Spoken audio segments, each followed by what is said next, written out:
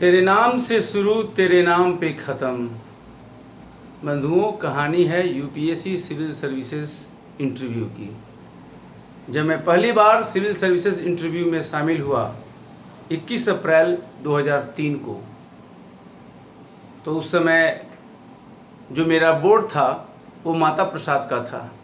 और माता प्रसाद के बारे में आपको बता दूं, ये फॉर्मर आईएएस ऑफिसर है और जो आईएएस ऑफिसर के रूप में उनको यूपी कैडर अलॉट हुआ था। और मायावती गवर्नमेंट में 1995-96 के समय में वो चीफ सेक्रेटरी रहे और एक दलित समुदाय से आकर चीफ सेक्रेटरी तक पोजीशन बनाने वाले, शायद वो इंडिया के पहले इतने सीनियर ब्यूरोक्रेट रहे। उन्हीं के बोर्ड में मेरा इंटरव्यू था और इंटरव्यू में जो मेरा था 21 अप्रैल 2003 को, तो लगभग 10:55 से 11:40 यानी 45 मिनट का ये इंटरव्यू था। लोग ये अक्सर जानने की इच्छा रखते हैं कि आखिर आईएएस के इंटरव्यू में पूछा क्या जाता है, कौन सी बातों को परखा जाता है, क्या नॉलेज का टेस्ट होता है या फिर लीडरशिप एबिलिटी टेस्ट किया जाता है। आज कुछ इन्हीं विषयों पर हम आपके समक्ष रूबरू होने जा रहे हैं। आपको बताएंगे कि हमसे क्या एक्चुअली पूछा गया था जब मैं यूपीएससी का इंटरव्यू दिया था। तो इंटरव्यू में जो पूछा गया था वो जानने के पहले मैं आपको बता दूं कि एक बैकग्राउंड अपना देना चाहता हूं। जो बैकग्राउंड था कि मैं जब यूपीएससी का पहली बार इंटरव्यू दिया 2003 में 21 अप्रैल को, तो उस समय मैं इंडियन एयरफोर्स में था। और ऑफ कोर्स वो इंडियन एयरफोर्स में जब मैं था तो वो मेरा एक बैकग्राउंड था। जो डिटेल्ड एप्लीकेशन फॉर्म होता है, डिटेल्ड एप्लीकेशन फॉर्म, इसमें संपूर्ण मेंस भरते समय यह डिटेल्ड एप्लीकेशन फॉर्म आज भी भरा जाता है और इसमें जितनी बातों को आप उल्लेख करते हैं उन सब बातों को पर प्रश्न पूछा जा सकता है यूपीएससी इंटरव्यू में। और हमने इंडियन एयरफोर्स के बारे में भी डिस्कस किया था कि still continuing in the Indian air force, उस समय तक मैं रिजाइन नहीं किया था। तो जो इस इंटरव्यू का टॉपिक मैंने दिया है, तेरे नाम से शुरू तेरे नाम से ख़त्म, तो मेरा से पहला क्वेश्चन जो माता प्रसाद जी ने स्वयं पूछा था, वो उन्होंने पूछा था कि निशिकांत का क्या मतलब होता है। आपको हिंदी में बता रहा हूँ, इंग्लिश में भी बताऊंगा, वैसे इंटरव्यू इंग्लिश में हुआ था। तो निशिकांत का क्या मतलब होता है, ये पहला इंटरव्यू था और उसके लिए मैंने कोई खास तैयारी नहीं की थी, बट मैं जानता था कि निशि का मतलब होता है रात्रि और कांत का मतलब होता है शोभा प्रदान करने वाला। ये मैंने उनसे बोला था, शोभा प्रदान करने वाला। तो उन्होंने पूछा था कि मतलब, तो मैंने कहा था कि इसका मतलब चंद्रमा होता है, रात्रि में जो शोभा प्रदान करे उसको चंद्रमा करते हैं। बंधुगण, यहाँ से स्टार्ट हुआ था मेरा इंटरव्यू। निशिकांत का नाम पूछा गया था, मैंने तोड़कर बताया था कि इसका फाइनली मीनिंग चंद्रमा हुआ था। तो उन्होंने शुरू कर दिया इसी विषयों पर। और मैं ये भी बता दूं कि जो मेरा ऑप्शनल सब्जेक्ट था, मेरा पहला जो ऑप्शनल था, फर्स्ट ऑप्शनल, वो था political science and international relation, राजनीति विज्ञान और अंतर्राष्ट्रीय संबंध। और जो मैं दूसरा ऑप्शनल था, सेकेंड ऑप्शनल था मेरा, वो था हिस्ट्री। तो मैं ज्योग्राफी का स्टूडेंट नहीं था, मैं और कोई एस्ट्रोनॉमी वगैरह का स्टूडेंट नहीं था। तो उन्होंने मुझे नाम के बाद पूछा था कि चंद्रमा का के बारे में आप बताइए। तो चंद्रमा के बारे में जो मुझे जानकारी था, मैंने बताया था कि एक सैटेलाइट है और अर्थ का सैटेलाइट है, जो भी जानकारी थी। फिर उन्हें ज्वार भाटा के बारे में पूछा कि ज्वार भाटा कब आता है, ज्वार भाटा आने की कितनी संभावनाएं होती है, इसका साइंटिफिक आधार क्या है। ज्वार भाटा को उन्होंने जोड़ दिया water supply system in urban areas. एक बहुत महत्वपूर्ण था, उस समय प्रोग्राम चला था वाटर सप्लाई का, और उसके बारे में उन्होंने पूछा था। फिर उन्होंने इसके बाद जो दूसरे मेंबर ने पूछना शुरू किया था, तो उन्होंने पूछा था कि चूंकि इंडियन एयरफोर्स का मेरा बैकग्राउंड था, सो दे आस्क्ड कि what is the strength and what is the weakness of Indian air force. So अब स्ट्रेंथ के बातों को बताना और साथ में कुछ ऐसे वीकनेस को भी बताना जो पॉसिबली स्ट्रेंथ ही हो। ये मैंने जो भी था मैंने उनको बताया था। और उस समय एक दौर था जब मिग विमान काफ़ी क्रैश हो रहे थे, उस समय वो दौर शुरू हो गया था। 2000 का जो दशक था, 2000 से 2010 के बीच में काफ़ी मिग विमान की क्रैश हुई। तो ये पूरा सभी जगह था, रसिया से हम लोगों ने वो क्रैश ये विमान प्राप्त किए थे। तो उन्होंने ये पहला क्वेश्चन था कि मिग विमान इतने क्रैश क्यों हो रहे हैं, एक सिंपल उन्होंने। तो मैंने बताया था कि मिग विमान क्रैश क्यों हो रहे थे, क्योंकि उनके बहुत से जो मेंटेनेंस पार्ट था that was not so good, और जो आइटम्स आ रहे थे वो स्पूरियस थे, that was not original items for maintenance of MiG. So मैंने उनको बताया था। अब मुझे नहीं पता था कि उनमें कोई डिफेंस पर्सनल का कोई इंटरव्यू बोर्ड था, कुल 6-7 लोग थे उसमें। और तब उन्होंने मुझसे पूछा था कि fundamental right with respect to defence personal क्या है। तो फंडामेंटल राइट ऑल सिटीजन्स को प्राप्त है, लेकिन जो डिफेंस पर्सनल को है वो कहता है कि आर्टिकल 33 एंड 34 डिफेंस पर्सनल को मॉडिफाइड फॉर्म में फंडामेंटल राइट उपलब्ध है। यानी फंडामेंटल राइट डिफेंस पर्सनल को उस रूप में नहीं है जिस स्कोप और जितना उपलब्ध है एक कॉमन सिटीजन ऑफ इंडिया को। तो मैंने वो बताया था, ये कॉन्स्टिट्यूशन का था, मेरे सब्जेक्ट का था। फिर उन्होंने पूछा था separate judicial system and its appeal to high court. Basically ये उन्होंने पूछा था, और वो मैंने बताया था कि कैसे ऑल इंडिया सर्विसेज की स्थापना हो सकती है, इनसे जो लिंक के बताया था। फिर उन्होंने पूछा था कि योर, एक दूसरे मेंबर ने पूछा था कि your role in Indian air force, हमारी क्या भूमिका थी उस समय जो मैं कर रहा था। उस समय मैं air force record office Subroto park new Delhi में पोस्टेड था, तो मुझे मेरा जो रोल था मैंने बताया था। फिर उन्होंने पूछा था व्हाट इज फोर्स मल्टीप्लायर, एक बहुत इंपॉर्टेंट क्वेश्चन था उन्होंने पूछा था। मुझे लगता था कि उसमें जरूर कोई डिफेंस पर्सनल होगा, इसीलिए ये सब क्वेश्चन पूछा गया था। फोर्स मल्टीप्लायर पूछा गया था। तो फोर्स मल्टीप्लायर फॉर एग्जांपल आपका जैसे मिग 29 है, और मिग 29 को अगर आप इसमें एयर टू एयर अगर फ्यूल भरने के लिए अगर आप कैपेबल बना देते हैं तो ये फोर्स मल्टीप्लायर हो जाता है। इसके अलावा अगर मिग 29 को स्टेल्थ टेक्नोलॉजी से इक्विप कर देते हैं जिससे राडार भी इसको कैच नहीं कर पाए, तो ये फोर्स मल्टीप्लायर हो जाता है। ये क्वेश्चन एक बहुत इंपॉर्टेंट क्वेश्चन, प्योरली डिफेंस का क्वेश्चन तो पूछा था जिसे मैंने बताया था। फिर उन्होंने पूछा था कि व्हाट इज ह्यूमन राइट, मानवाधिकार के बारे में उन्होंने पूछा था।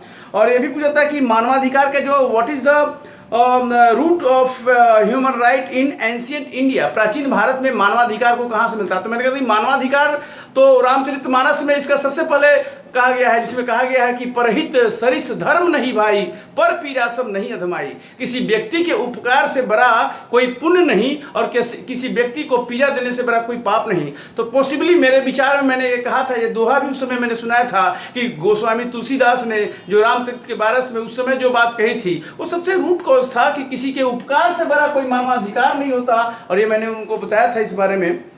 फिर उन्होंने एक मुझे पूछा था मैग्ना कार्टा और ह्यूमन राइट। मैग्ना कार्टा जो ब्रिटेन में हुआ था, that was for the rights of the British people, and वो ह्यूमन राइट के बारे में उन्होंने कहा था, तो जेनेसिस वहीं से हुआ, मैंने उसको बताया था अच्छे ढंग से। फिर universal declaration of human right, जो संयुक्त राष्ट्र संघ के पटल पर जो अंतर्राष्ट्रीय मानवाधिकारों की सार्वभौम घोषणा हुई थी 1948 में, उनको बारे में उन्होंने पूछा था, मैं बताया था मेरा सब्जेक्ट का मैटर था ये। फिर उन्होंने ये भी पूछा था कि human right and part 3 and 4 of Indian constitution. तो पार्ट 3 में जो भारत का संविधान है, भाग 3 में वो मूल अधिकार के बारे में है, फंडामेंटल राइट के बारे में है। और जो पार्ट 4 है वो directive principles of state policy है, यानी राज्य के नीति निर्देशक तत्व। और हमने दोनों बताया था कि भाग 3 में भी ह्यूमन राइट है, भाग 4 में भी ह्यूमन राइट है। भाग 3 में जो फंडामेंटल राइट है वो सीधे इन्फोर्सिएबल है, because there are courts which provides enforcement. And भाग 4 में जो राज्य के नीति निर्देशक तत्व है, that is directions to the state that state should adhere while implementing और प्रपोजिंग एनी पॉलिसी। तो वो मैं बताया था, मेरा सब्जेक्ट मैटर था। फिर उन्होंने पूछा था कि human rights in the midst of freedom fighting and terrorist activities in JNK। तो JNK में टेररिस्ट एक्टिविटी जो रही है तो उनका ह्यूमन राइट का वायलेशन की बात है, UN वगैरह में पाकिस्तान उठाता रहता है। तो हमसे पूछा गया था कि क्या टेररिस्ट जो है JNK में उनका भी कोई ह्यूमन राइट है क्या, इस तरह से उन्होंने पूछा था हमसे, इसका हमने जवाब दिया था। फिर उन्होंने उस संस्था के बारे में पूछा था CSIR के बारे में, काउंसिल ऑफ साइंटिफिक एंड के बारे में हमसे पूछा था, जो ऑर्गेनाइजेशन है, इंडस्ट्रियल जो ऑर्गेनाइजेशन है। और फिर उन्होंने साइंटिफिक रिसर्च इंस्टीट्यूट इन बिहार से मैं था, बिलोंग किया था, तो उन्होंने पूछा कि बिहार में कौन कौन से वैज्ञानिक शोध संस्थान है। तो बेसिकली हमको ज़्यादा नहीं पता था, आद्री वगैरह का पता था, वो मैंने बताया था कि आद्री वगैरह है, लेकिन ज़्यादा पता नहीं था। तो फिर उन्होंने पूछा था comparison between USSR intervention in Afghanistan and US attack on Iraq. 1991 में जो US और इराक के बीच में जो हुआ था, तो 1980 के दशक में जो अफगानिस्तान में जो अमेरिका की आर्मी आई थी, कोल्ड वार का टाइम था, और जो कोल्ड वार के खत्म होने के पश्चात जो अमेरिका ने इराक पर किया था, दोनों जगह अमेरिका था, तो उसका क्या था, एक जगह यूएसएसआर था, एक जगह अमेरिका, तो उसका कंपैरिजन पूछा था। फिर उन्होंने यूएस, यूएन और इराक के बारे में पूछा। एक मेंबर ने पूछा कि संयुक्त राष्ट्र संघ की क्या प्रासंगिकता है, उसके बारे में उन्होंने पूछा था। तो मैंने बताया था कि कैसे प्रासंगिकता संयुक्त राष्ट्र की बढ़ गई है, कोल्ड वार खत्म हो गया है, तो एक तरह अमेरिकन हेजीमोनी और डोमिनेंस की स्थापना हो रही है, तो कैसे संयुक्त राष्ट्र संघ एक वैश्विक स्तर पर, ग्लोबल स्तर पर एक मल्टीपोलर वर्ल्ड की स्थापना कर सकता है, डेमोक्रेसी को आगे बढ़ा सकता है, वो मैंने सारा बताया था। Can India become a permanent member of United Nations security council, क्या भारत संयुक्त राष्ट्र सुरक्षा परिषद का अस्थायी सदस्य बन सकता है? यह क्वेश्चन उस समय जो पूछा गया था 2003 में, आज भी उतना ही प्रासंगिक है, क्योंकि अभी भी इंटरव्यू में पूछे जा रहे हैं। तो बेसिकली कौन कौन से ग्राउंड हैं जो इंडिया को बना रहे हैं कि अगर सिक्योरिटी काउंसिल में रिफॉर्म होता है, ये काफ़ी इंडिया दावेदारी भी कर रहा है। तो ये एक बहुत जनरल सी क्वेश्चन पूछी गई थी, जिसका आंसर मैंने बताया था, मेरा सब्जेक्ट मैटर का था, इंटरनेशनल रिलेशंस का। एक क्वेश्चन पूछा था कि official and non official reason for US attack on Iraq पर जो अमेरिका का अटैक हुआ, उसके ऑफिशियल रीजन क्या थे और अनऑफिशियल। ऑफिशियल रीजन तो सबको पता होता है कि क्या होता है, अनऑफिशियल रीजन क्या थे? तो अनऑफिशियल जो रीजन थे वो भी जाना था, और वो तेल के एक्सपोर्ट और इंपोर्ट से जुड़ा हुआ था, वो मैंने बताया था, वो न्यूज़पेपर में भी ये भी बात आई थी। एक क्वेश्चन पूछा था कि what is relation between economics and polity, तो हमने उसको बताया था कि कैसे इकोनॉमिक्स पॉलिटी का इंपॉर्टेंट भाग है, और जो इराक वार हुआ था उसमें भी इकोनॉमिक्स डोमिनेट फैक्टर था। आज इंटरनेशनल जो रिलेशन है, इंटरनेशनल जो पॉलिटिक्स है, उसके क्रक्स में अगर आप देखें तो इकोनॉमी ही है। इस समय जो कोरोना वायरस के कारण ग्लोबल स्तर पर जो प्रॉब्लम है और इंटरनेशनल रिलेशंस में जो टेंशन हो रहा है, उसके पीछे भी कहीं ना कहीं इकोनॉमी भी डोमिनेट कर रही है। जिस तरह से चाइना अपने इन्वेस्टमेंट कर रहा है, अन्य लोगों के शेयर नीचे जा रहे हैं, चाइना परचेज कर रहा है उन शेयर्स को लो कॉस्ट पर, यहाँ पर भी इकोनॉमी डोमिनेट कर रही है। आज WTO फेलियर है और इस तरह से सारी बातें हो रही है, तो इकोनॉमी एक तरह से डोमिनेट कर रही है। वर्ल्ड रिसेशन की बात हो रही है और रिसेशन से पूरा इंटरनेशनल पॉलिटिक्स प्रभावित है।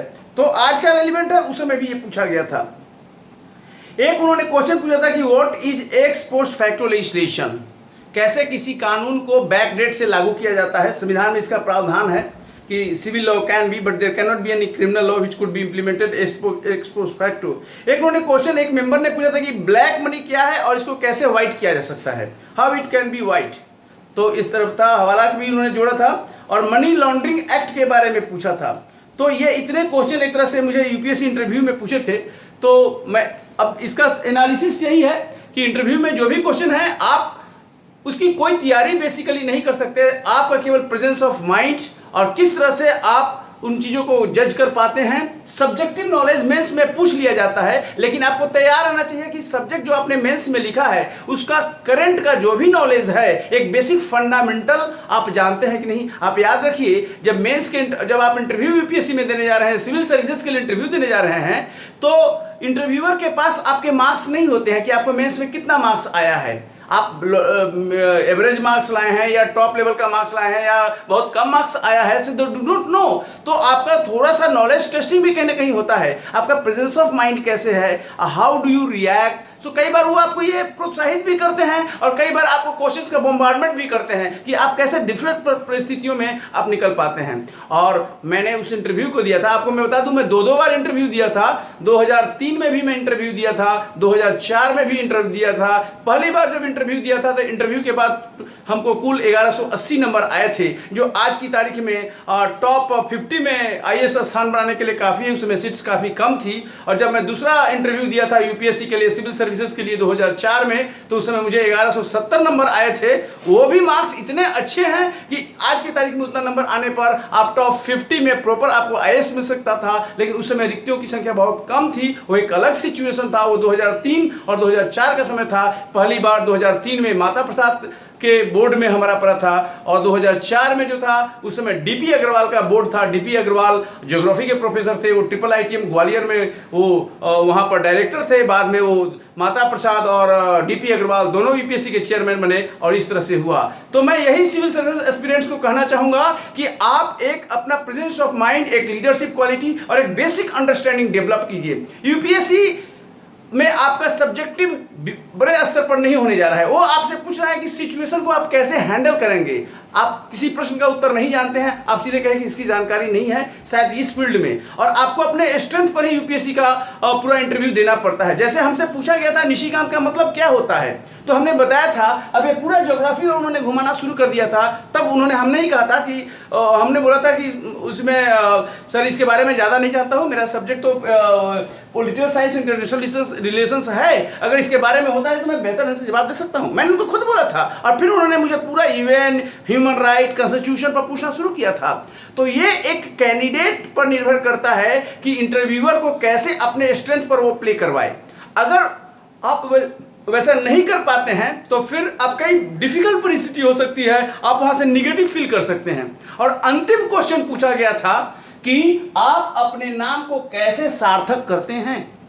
मतलब कि निशिकांत का मतलब होता है चंद्रमा, तो चंद्रमा क्या प्रकाश प्रदान करने वाला होता है, रात्रि में प्रकाश देने वाला होता है। तो आप अपने नाम को कैसे सार्थक करते हैं, तो उसका भी जवाब मैंने दिया था।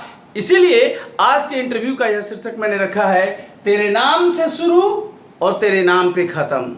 बंधुगण, जो डिटेल्ड एप्लीकेशन फॉर्म में जो भी इंफॉर्मेशन आप देते हैं यूपीएससी के लिए, सिविल सर्विसेज के लिए या किसी भी पब्लिक सर्विस कमीशन के लिए, आपको ध्यान रखना चाहिए कि उसके एक एक बिंदुओं पर आप अच्छा से तैयारी कर लें। आपका गृह जिला क्या है और गृह जिला की सबसे अनमोल बातें क्या है, वहाँ के टूरिस्ट स्पॉट क्या है, वहाँ का पॉजिटिव क्या है, निगेटिव क्या है, अपने राज्य के बारे में, अपने सब्जेक्ट जो ऑप्शनल सब्जेक्ट है उसके बारे में, आपके हॉबी पर पूछा जाता है क्वेश्चन। हमको सेकेंड इंटरव्यू में 2004 में पूरा योगा के बारे में पूछा गया था, मेडिटेशन के बारे में, क्योंकि मैंने हॉबी के बारे में दिया था, तो वो क्वेश्चन पूछा जा सकता है। उसके अलावा जो उस दिन न्यूज़पेपर में निकलता है मॉर्निंग में, उसके बारे में भी वो लोग पूछते हैं कि अपडेट होकर वो आया है कि नहीं, तो ये इंपॉर्टेंट है। और अगर आप नहीं जानते हैं एक दो प्रश्न से कोई भी समस्या नहीं है, लेकिन आपको यह देखना होता कि वो व्यक्ति पजल होता है कि नहीं, लीडरशिप है कि नहीं है, और किस तरह से वो सिचुएशन को हैंडल कर सकता है। लेकिन आपको एक तैयारी, एक बढ़िया ढंग से तैयारी करनी ही चाहिए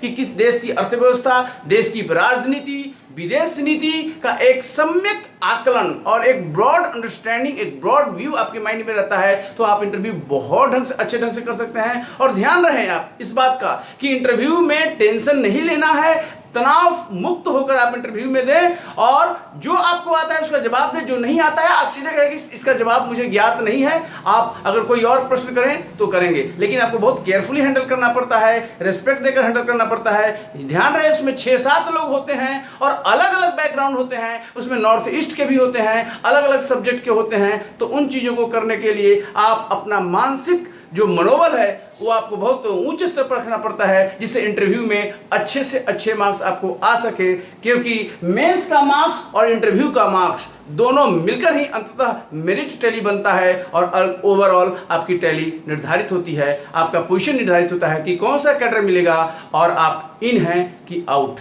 जय हिंद।